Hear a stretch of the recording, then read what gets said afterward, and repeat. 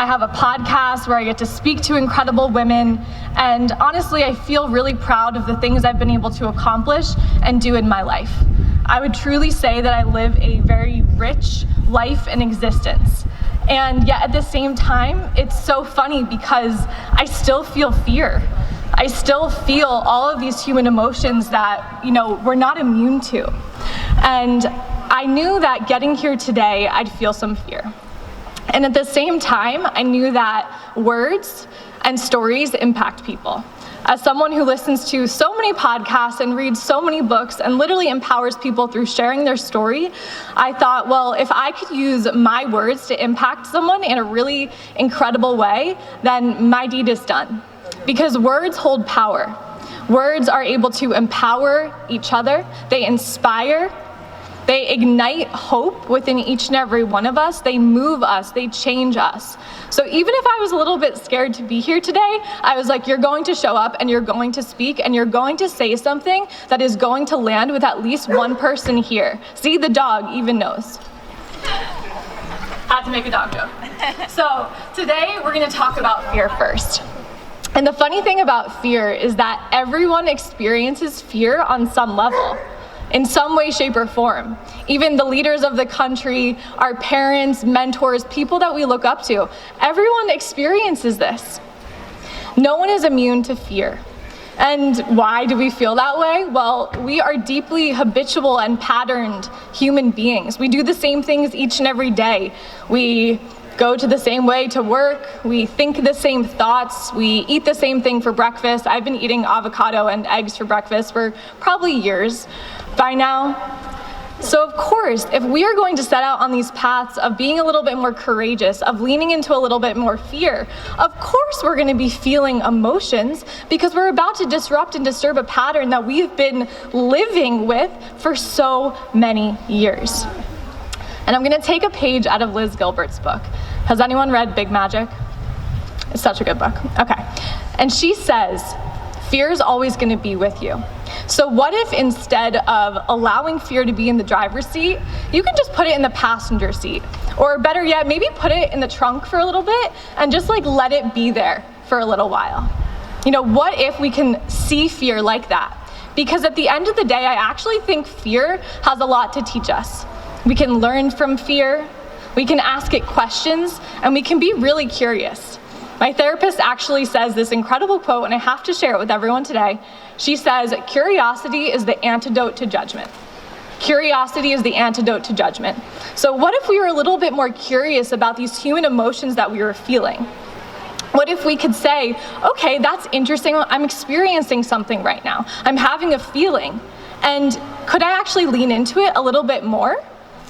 Because what I found when we actually lean into a little bit more fear is that there's massive expansion on the other side. There's this energetic principle that goes, there's always contraction before there's expansion. Now, I'm not a mother, I've never had a child, but I can relate this to childbirth. There are contractions before there's an expansion. Before you have a child, a new life is birthed on this planet. So if we're able to start to observe these patterns, if we're able to start to acknowledge that, okay, I'm feeling something right now, I'm feeling scared, I'm feeling fear, I'm feeling myself about to move out of my comfort zone. Say you're about to leave your job or leave a marriage. Say you're about to do something you've never done before. Travel the world, adventure, just do something wild. Of course we're going to be feeling something. So if we can actually observe that there's a pattern underway and that there is going to be some contraction before this massive expansion, what a blessing, what a blessing. And I really do envision a world where more of us were able to navigate this emotional landscape, right? We're here on earth to feel. We're here on earth to experience the entire spectrum of human emotions. And what a blessing it is that we can experience all of these things. So what if we could just lean into this fear a little bit more and we could feel a little bit more today? Now that we've gotten the fear conversation out of the way, we can start to ask ourselves, well, what would we be doing with our lives if we wanted to live a more courageous, exciting experience? What would I be doing? And I want to share two quotes with you all. The first is, by Wayne Dyer, an incredible spiritual teacher. And he says, don't die with your music still inside you. Don't die with your music still inside you.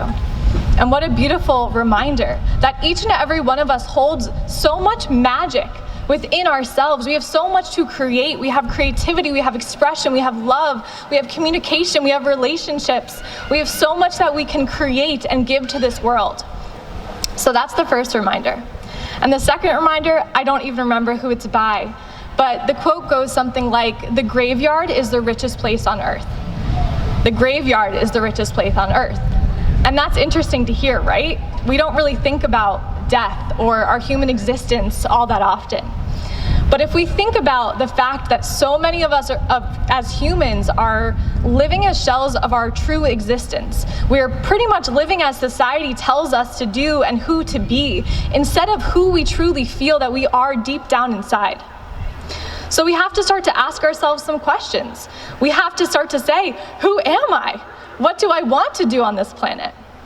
And as I was reflecting on being here today, I was thinking about how in our society, there aren't that many internal rites of passage, right? We have external ones like getting married or graduating college or having a child or getting a new job. But we don't always have so many experiences for us to ask ourselves, who am I? And to truly reflect on the experiences that we've had on this incredible planet that we get to live our lives on. So as we start to explore and adventure into who we truly are, we have to ask ourselves these questions. And it's okay as we ask ourselves these questions to still feel a little bit of that fear of, who am I? If I've never done something before, of course I'm going to feel something. And I think back to when my husband started teaching breath work. He's not really a guy that likes to be front and center. He's not really a person that ever thought he'd be doing what he does now. And I remember right before he was going to teach his first breathwork class to this veteran community that we get to both participate and serve and support. And he was so nervous. He was feeling everything. He's like, who am I? How am I going to do this? I've never done this before. And when he was able to lean into that contraction and all of those feelings and all of that emotion, at the end of the class, he was like, I'm so grateful I did that. And I know I can hear him in my head saying, Bridget, I know that today when you came here, you were like, I'm a little nervous, and I know he's gonna tell me, aren't you so glad you did it? And of course, I will say that.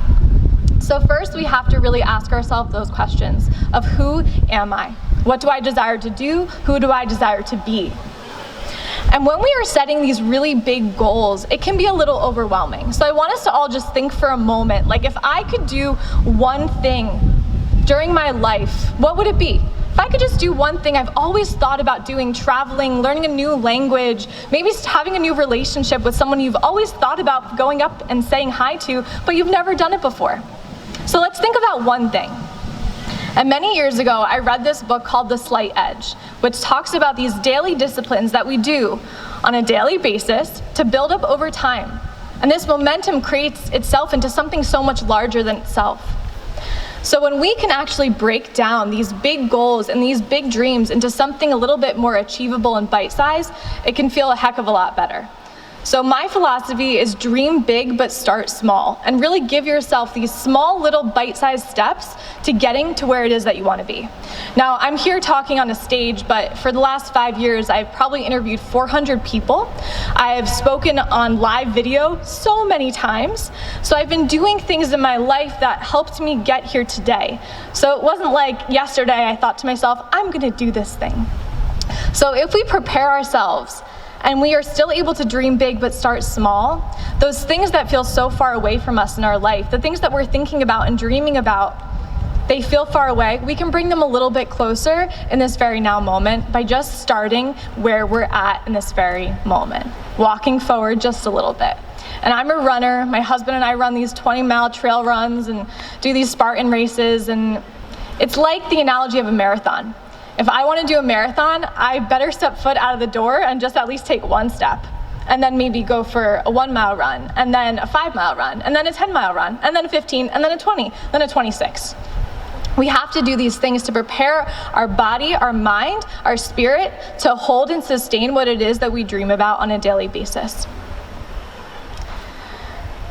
since we're in this incredible space today, surrounded by so many awesome people, what I want to say next is surrounding yourself with the people who will support you.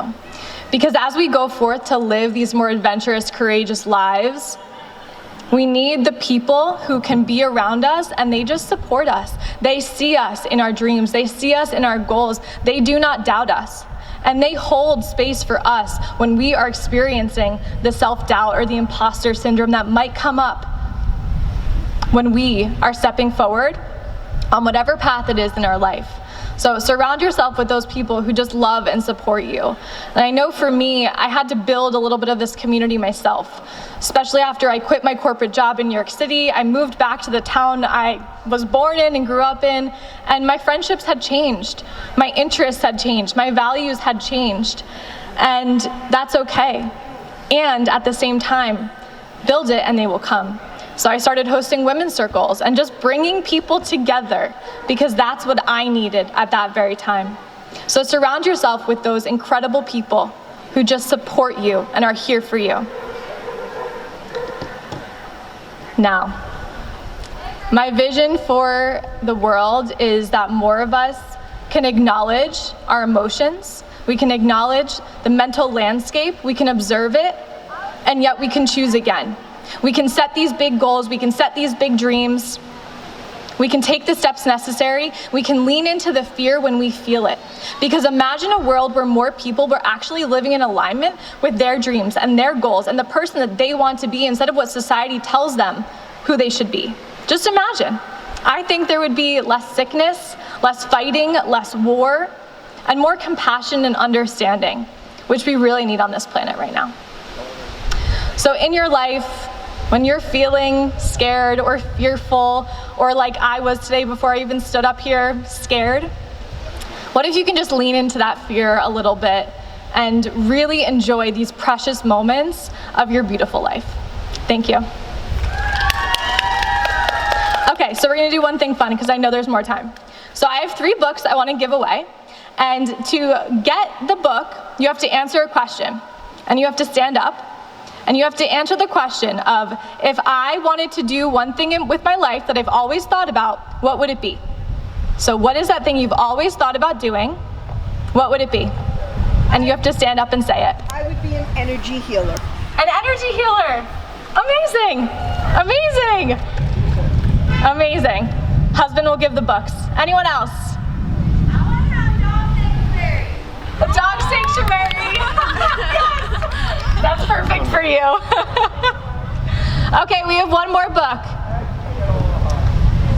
want to be in a band. You want to be in a band? Amazing. Well, you should talk to these guys over here. Okay.